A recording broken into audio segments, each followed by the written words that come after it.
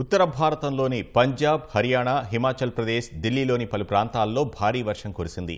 హర్యానాలోని గుడ్గాంలో రహదారిపై నీరు నిలిచిపోవడంతో వాహనదారులు ఇబ్బంది పడ్డారు.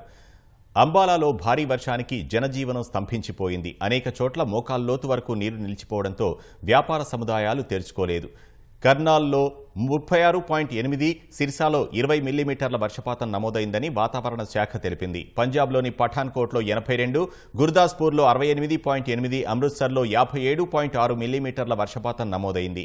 హిమాచల్ ప్రదేశ్లో గత 2 రోజులుగా కురుస్తున్న వర్షాలకు 280కి పైగా రహదారులు అధికారులు మూసివేశారు. ప్రముఖ పర్యాటక ప్రాంతం సిమ్లాలో వర్షం కారణంగా పర్యాటకులు ఇబ్బందులు పడుతున్నారు.